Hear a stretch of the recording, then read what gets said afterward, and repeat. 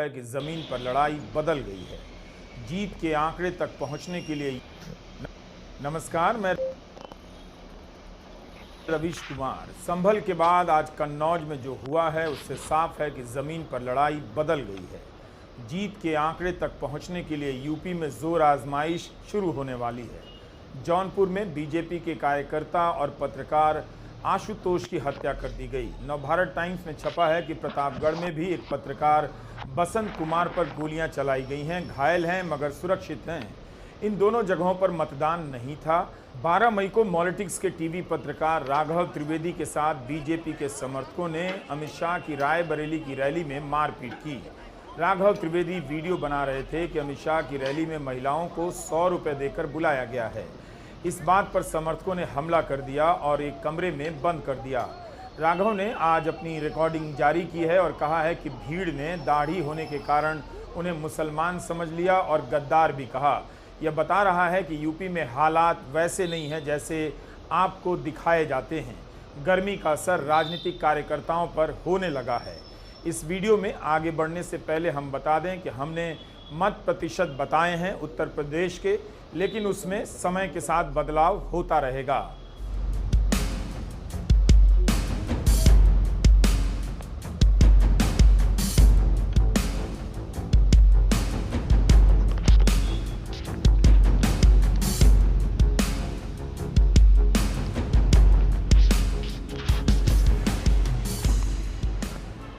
उधर आज की गोलीबारी से मुख्यमंत्री योगी आदित्यनाथ को चिंता करनी चाहिए। एक तरफ बनारस में प्रधानमंत्री मोदी का रोड शो चल रहा था, दूसरी तरफ इस तरह की घटनाएं हो रही थीं। योगी आदित्यनाथ का बयान अखबारों में छपा है कि वे 4 जून को यूपी को माफिया मुक्त घोषित करने वाले हैं।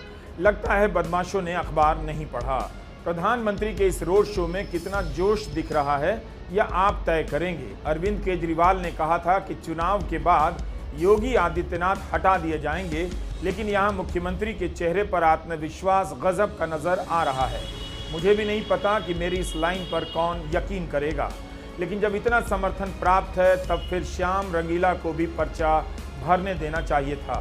श्याम रंगीला ने आरोप लगाया है कि उनका नामांकन फॉर्म नहीं लिया गया। 14 मई को फिर से कोशिश करेंगे। आयोग को इन बातों पर तुरंत जवाब देना चाहिए था। क्या किसी का ही नहीं हुआ, नामांकन ले ही नहीं रहे हैं, किसी का नामांकन नहीं ले रहे हैं। गेट बंद कर दिया, 3 बजे गेट बंद कर दिया गया। उससे पहले किसी को अंदर घुसाया नहीं गया। बस इतना ही हुआ है। चुनाव आयोग बहुत परेशानियों के बाद भी बहुत मतलब बाहर मैं तो फिर भी कम परेशानियों में। मैं तो 12:30 बजे 1 बजे गया था वहाँ पे। मैंने तो उनको रोते हुए देखा है। जो सुबह 8 बजे वहाँ पे लाइन में लगे थे उनको रोते हुए देखा हमने। जो निर्वाचन अधिकारी हैं उनसे भी सवाल आप पूछ रहे हैं कि जो है 4 दिन में जो है किसी भी प्रत्याशी को जो फार्म नहीं मिल रहा, किसी प्रत्याशी को नामांकन भी नहीं हो पा रहा है। अधिकारियों से कि हमें अधिकारी स्माइल कर रहे हैं सर। अधिकारी कह रहे हैं आप समझिए बात को। किसी निर्वाचन अधिकारी से हम समझ रहे हैं, अधिकारियों ने कह दिया। अधिकारी से भी आप लोगों ने पूछा। लोकतंत्र का गला घुटते मैंने देखा है। हत्या भी नहीं हुई है, मैं कह रहा हूँ। हत्या तब होती है जब बिल्कुल खत्म हो जाता है। अभी गला घुट रहा है, गला घुटते मैंने देखा हुआ। देश का लोकतंत्र ये है कि वोटिंग मशीन पे नाम होना चाहिए। यहाँ पे नाम ही नहीं हो सकता। यहाँ पे नाम होने की जो प्रक्रिया है वो खत्म की जा रही है। अब क्या मोदी की बात करेंगे? मोदी के समर्थक क्या मोदी भक्त हैं? निर्विरोध बनाएंगे मोदी जी को। यहाँ से मैं कह के जा रहा हूँ, यहाँ से मोदी जी का निर्विरोध बनना तय है। लोग नामांकन उठा लेंगे, पर्चा उठा लेंगे। मैंने बोला कि मैं नहीं उठाऊंगा। लेकिन फिर क्या नामांकन नहीं होगा तो श्याम जी बनारस का रोड छोड़ देंगे, बनारस से वापस चले जाएंगे? नहीं, बिल्कुल नहीं जाएंगे, बिल्कुल नहीं जाएंगे। क्यों जाएंगे? बनारस में तो मैंने पहले ही कहा था, जैसे मोदी जी ने कहा था ना कि माँ गंगा ने मुझे गोद लिया है, तो मोदी जी माँ गंगा ने हमें भी गोद लिया है। ठीक है, हम भी कोई गोद से निकाले हुए नहीं है, घर से निकाले हुए नहीं है कि माँ गंगा ने हमें निकाल दिया। माँ गंगा के पेट हम तो ये ऐसा है कि अगर किसी भी समय हमारा अंदर पर्चा दाखिल हो जाता, हमारे लिए गंगा स्नान वही था। क्योंकि लोकतंत्र की जो गंगा है ना, वो वहाँ तो वो मेली कर रहे हैं, हाँ वो अपवित्र कर रहे हैं। हमारे लिए वही गंगा स्नान। श्याम रंगीला कॉमेडियन हैं और प्रधानमंत्री नरेंद्र मोदी की आवाज़ की अच्छी नकल करते हैं और उन्हीं की आवाज़ में उनकी पोल खोलते हैं। ऐसे प्रतिभाशाली युवक को चुनाव लड़ने से नहीं रोकना चाहिए। बनारस के लोग 10 साल से सीरियस हैं। श्याम रंगीला उन्हें हंसने की याद दिलाएंगे। बनारसीपन यह नहीं कि किसी को भगा दिया, आने से रोक दिया। बनारसीपन तो यह होता है कि आने दो, सुनते हैं और मज़े भी करते हैं, फिर जो करना है करते रहेंगे। प्रधानमंत्री मोदी को खुद ही श्याम रंगीला का प्रस्तावक बन जाना चाहिए, मेरी राय है। इससे अच्छा संदेश जाएगा, वरना लोग संदेह करेंगे कि यह चुनाव किसी तरीके से मैनेज हो रहा है। उधर उत्तर प्रदेश में 13 सीटों पर वोट पड़े। 5 बजे तक 58% ही वोट पड़ा, लेकिन कन्नौज में 61%। एक और आंकड़ा चल रहा है कि उत्तर प्रदेश में औसत मतदान 56% से कुछ अधिक हुआ। संभल जैसा हाल तो नहीं था, लेकिन कन्नौज में आज काफ़ी तनातनी का माहौल रहा। क्या एक दूसरे पर मनोवैज्ञानिक बढ़त बनाए रखने के लिए यह सब किया गया, या संभल और कन्नौज के मतदान से यूपी के अगले चरणों में चुनाव का अंदाज़ा लगा लेना चाहिए? पता चल रहा है कि ज़मीन पर चुनाव लड़ने की, जीतने की लड़ाई कभी पुलिस तो कभी अपने लोगों के दम पर लड़ी जाने लगी है। अंत में प्रशासन और आयोग को ही साफ करना होगा कि जो भी वीडियो आए हैं वो अपवाद हैं या चुनाव अब ताकत के दम पर ही होगा। कन्नौज से बीजेपी के उम्मीदवार सुब्रत पाठक के भाई छोटू पाठक का एक वीडियो वायरल हो गया, जिसमें उनका उत्साह बता रहा है कि सत्ता पक्ष का हौसला कितना भारी है। सत्ता पक्ष के उम्मीदवार जब अपने क्रोध को काबू नहीं कर पाते हैं तो दिख जाता है कि वे किस तरह से चुनाव लड़ रहे हैं। राष्ट्रवाद और धर्म की राजनीति ने उनके भीतर जिस टाइप की विनम्रता भर दी है, वो आज कड़ी धूप में छलक आई। तो ये भी तो लोग गाँव के हैं। क्या है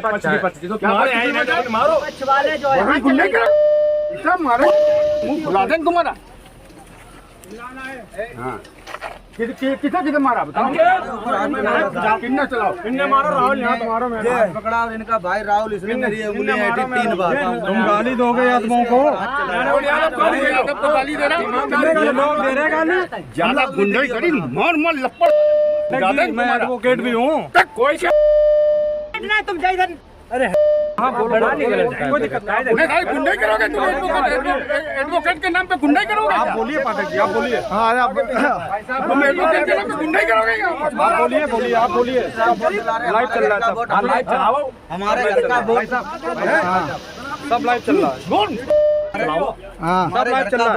प्रशासन को अच्छा आप लोग रोकना मत, बिल्कुल इस तरह गाली गलौज सब होने दो। हाँ ठीक है, सब चलो मारेंगे यहाँ पर, ये गुंडाई करेंगे ये लोग। आप लोग गुंडाई करवा रहे हैं। गुंडाई हो रही है, जबरदस्ती बूथ कैप्चरिंग हो रही है, जबरदस्ती बूथ कैप्चरिंग कराई जा रही है यहाँ पे, जबरदस्ती बूथ कैप्चरिंग कराई जा रही है। भाजपा के नेता आके यहाँ धमका रहे हैं, जबरदस्ती बूथ कैप्चरिंग हो रही है।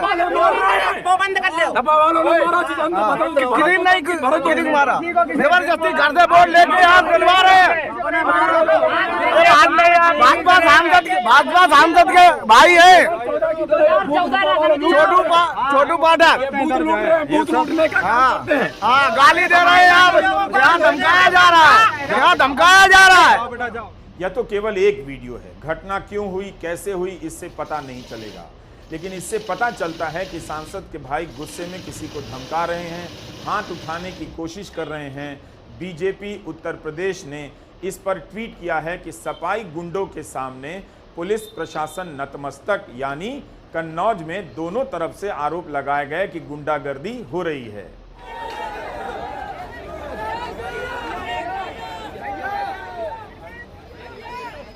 उधर संभल की घटना के बाद अखिलेश यादव आज संभल गए और पूरे दिन कन्नौज में ही रहे। जहां से झड़प की खबरें आई, अखिलेश वहां पहुंचने लगे। अखिलेश यादव उस पुलिसकर्मी से भी मिलने पहुंच गए जिसके साथ कथित रूप से बीजेपी के कार्यकर्ताओं ने धक्का मुक्की की थी।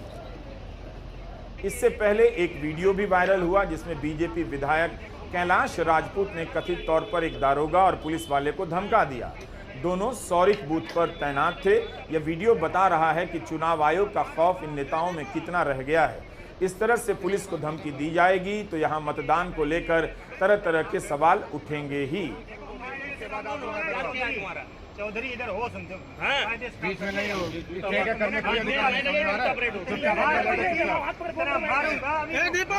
मैंने तुमसे कहा बेटा बोलो, मैंने बोल रहा था।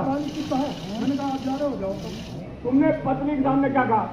क्या औकात है? अगर तुम पुलिस का दरोगा हो, इसका मतलब किस जाओगे? आप मतदाता की बेइज्जती करोगे तुम यहाँ पे? मतदान द्वारा कहते हो तुम? सारी साहब किस बात की सारी? मुझे गिरफ्तार करो, तुम तो गिरफ्तार मत गिरफ्तार करो। कई जगह बीजेपी के जो समर्थक हैं, मैं पिछले बूथ पे होके आया हूँ रणधीरपुर में, बीजेपी के तमाम कार्यकर्ता नेताओं ने प्रशासन का साथ लेकर के एजेंट के साथ मारपीट की। जब मैं बूथ पे पहुंचा तो पता लगा बीजेपी कार्यकर्ता भाग गए।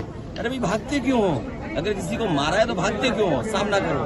खैर, जहाँ जहाँ हम जा रहे हैं, मुझे खुशी इस बात की, जनता स्वयं वोट डालने आ रही है। जनता की जो नाराजगी है वो बढ़ती चली जा रही बीजेपी के खिलाफ। ये तो चौथा चरण है, अभी तो इसके बाद और चरण होने हैं। जनता कन्नौज की जो यहाँ के लोग रहे हैं, जिन्होंने लोधी समाज को अपमानित किया, यहाँ के लोग, पड़ोस के लोग जानते होंगे, भगवान बुद्ध की प्रतिमा लग गई, भगवान बुद्ध की मूर्ति लग गई, इन्होंने हटवा दिया। इन्होंने लोधी समाज को कहा कि अब पैसे से तुम्हें वोट ले लेते, और पाल समाज के नेता को गाली गलौज की।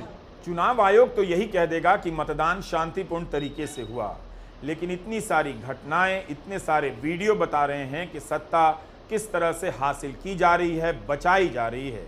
अखिलेश ने भी पहुंचकर संदेश दे दिया कि एक एक वोट के लिए मुकाबला करना पड़ेगा। जब कन्नौज में अखिलेश यादव का काफिला कहीं से गुजर रहा था, तब बीजेपी के कार्यकर्ता जय श्री राम के नारे उत्साह में लगाने लग गए।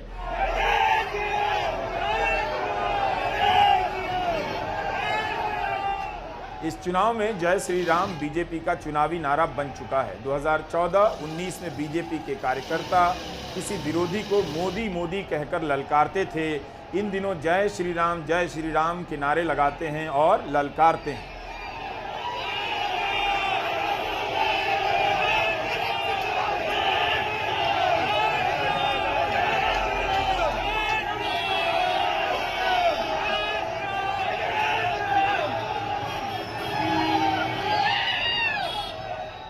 आज मतदान के दिन जिस तरह से टीवी चैनलों और अखबारों में प्रधानमंत्री मोदी का इंटरव्यू छाया रहा, वह भी अपने आप में एक सवाल है। अखबार के अखबार प्रधानमंत्री के इंटरव्यू से भरे पड़े थे, उनके कोई प्रश्न नहीं है। जिस तरह से रैलियों में बोले गए बयान को लेकर मीडिया सीधा छाप देता है, उसी तरह से इंटरव्यू में भी सवाल इस तरह से पूछे जा रहे हैं कि प्रधानमंत्री को फिर से वही दोहराने का मौका मिले और उसे हूबहू छाप दिया जाए। वो गलत बोल रहे हैं तो गलत छापा जा रहा है, झूठ बोल रहे हैं तो झूठ छापा जा रहा है। इस पर हमने आज एक लंबा सा वीडियो किया है, वो ज़रूर देखिएगा। फर्रुखाबाद लोकसभा क्षेत्र के अलीगंज विधानसभा के एक बूथ पर अलग ही तरह का हंगामा चल रहा था, उसका वीडियो आया। यहाँ समाजवादी पार्टी के एजेंट ने आरोप लगाया कि उनके कागज़ और फोटो छीन लिए गए और कहा गया कि 12 बजे के बाद आएँ। इन सभी का आरोप था कि इन्हें वोट डालने नहीं दिया गया। एक तरफ यह बयान वायरल होता रहा, दूसरी तरफ कन्नौज के डीईओ ने ट्वीट किया कि मतदान शांतिपूर्ण तरीके से चल रहा है, किसी तरह कोई समस्या बूथ पर नहीं है। कागज मैंने दिखाए तो मुझसे पहले यही कह दिया गया कि आप जाइए, अच्छा यही होगा। तो फिर मैंने उन्होंने विनय की तो उन्होंने मुझसे कागज ले लिए, फार्म ले लिया और आधार कार्ड ले लिया और फोटो ले लिया और कह दिया आप जाइए, 12 बजे के बाद आना। 12 बजे के बाद पड़ ही जाएंगे वोट, फिर कौन जाएगा मेरे गांव का? कितने वोट हैं आपके गांव के? 350 वोट होंगे, 350 वोट होंगे। एक भी वोट उन्होंने डालने नहीं दिया। हम साइकिल के समर्थक हैं। 500 वोट। समाजवादी पार्टी ने ट्वीट किया कि कन्नौज के तिरवा विधानसभा के 3 बूथों से पुलिस ने समाजवादी पार्टी के कई कार्यकर्ताओं को गिरफ्तार किया है। पार्टी ने चुनाव आयोग से इसका संज्ञान लेकर निष्पक्ष चुनाव कराने की मांग की। इस पर कन्नौज पुलिस का बयान आया ट्विटर पर कि थाना प्रभारी ने कहा है कि समाजवादी पार्टी के किसी भी कार्यकर्ता को गिरफ्तार नहीं किया गया।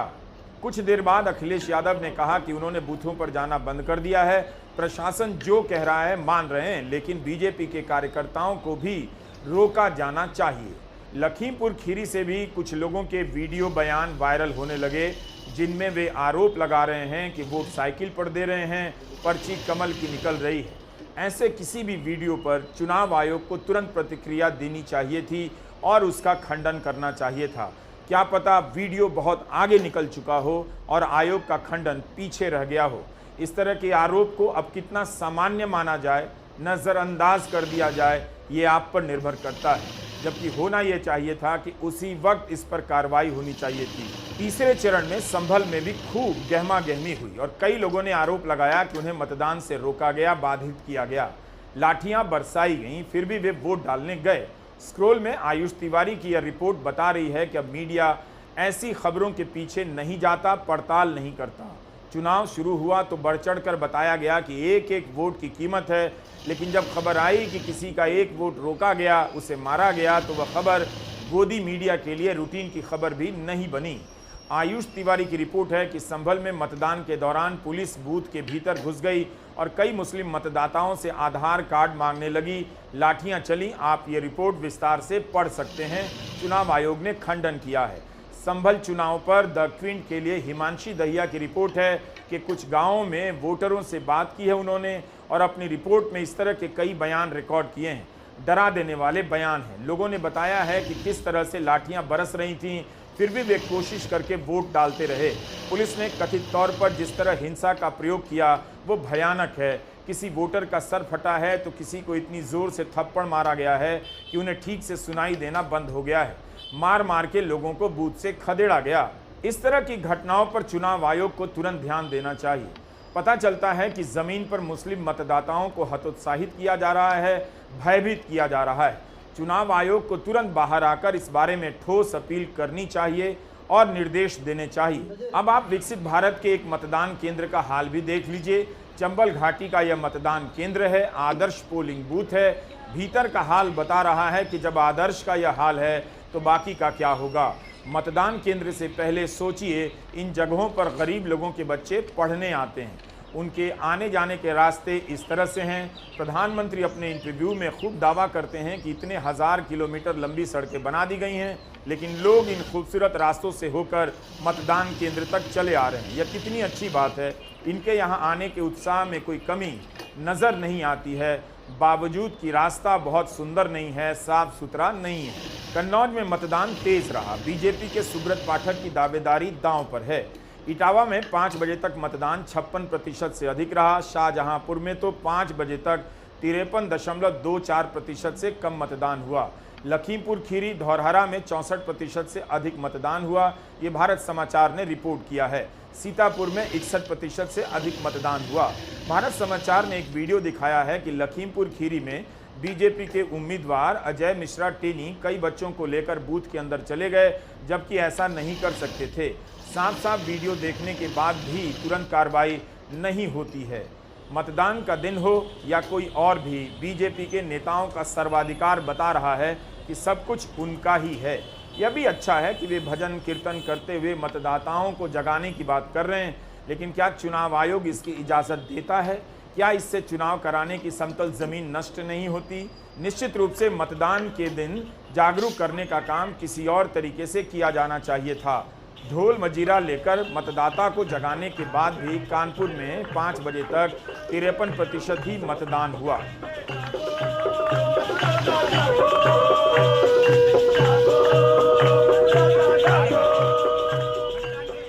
अब किसके वोटर आए, किसके नहीं, इसका जवाब हमारे पास नहीं। शायद रायपुरवा जैसे इलाके से गुजरकर इसका जवाब मिल जाए कि 10 साल में इन जगहों का कितना विकास हुआ है। क्या यहाँ से गुजरते हुए आपको लगता है कि आप दुनिया की चौथी बड़ी अर्थव्यवस्था के एक खूबसूरत हिस्से से गुजर रहे हैं, जिसे तीसरे नंबर पर लाने का दावा किया जा रहा है? रायपुरवा और बांसमंडी में कई प्रकार के छोटे बड़े कारखाने हैं। यह वीडियो तो मतदान से पहले के दिन का है, लेकिन कानपुर के लोग कह रहे हैं कि शुरू के 4 घंटे में मतदान काफ़ी धीमा रहा। शाम 5 बजे तक 50% के पार गया, जो बहुत तो नहीं है। यूपी की 13 सीटों पर औसत मतदान 58% बताया जा रहा है। 39 सीटों पर वोटिंग पूरी हो गई। 5वें, 6ठे, 7वें चरण में बाकी की 41 सीटों पर मतदान होगा। चौथे चरण में 10 राज्यों की 96 सीटों पर मतदान हो गया। 4 चरणों को मिलाकर 379 सीटों पर वोटिंग हो गई। ओडिशा में विधानसभा चुनाव 4 चरणों में है। आज पहले चरण के तहत 28 सीटों पर वोटिंग हो गई। आंध्र प्रदेश में विधानसभा के लिए मतदान पूरा हो गया। इस चरण के साथ मध्य प्रदेश, आंध्र प्रदेश, तेलंगाना की लोकसभा की सभी सीटों पर वोटिंग हो गई। हैदराबाद की बीजेपी उम्मीदवार माधवी लता का एक वीडियो ANI पर चल रहा है, जिसमें वे मुस्लिम महिला का वोटर आई कार्ड चेक कर रही हैं। सबने उसे देखा है, लेकिन किस नियम के तहत उम्मीदवार को यह अधिकार दिया गया है कि वह किसी महिला का वोटर आई कार्ड चेक करे? क्या यह कदम भय पैदा करने के लिए नहीं है? ऐसे कितने ही वीडियो आते हैं और आकर चले जाते हैं। 13 मई को ही बारामती से एनसीपी शरद पवार की उम्मीदवार सुप्रिया सुले के एक ट्वीट ने सनसनी फैला दी। सुप्रिया ने इस तस्वीर के जरिए बताया है, दावा किया है कि जहां ईवीएम मशीनें रखी हुई थीं वहां 13 मई की सुबह अचानक सीसीटीवी के सभी कैमरे बंद हो गए। 45 मिनट के लिए सारे कैमरे बंद हुए, वो भी एक साथ। इस तरह की घटनाओं से लोग हतोत्साहित हो जाते हैं, सोचने लग जाते हैं कि यह चुनाव निष्पक्ष हो भी रहा है या नहीं। प्रेस क्लब ऑफ इंडिया ने चुनाव आयोग को पत्र लिखकर मांग की है कि चुनाव आयोग मतदान के हर दौर के तुरंत बाद प्रेस कॉन्फ्रेंस करे।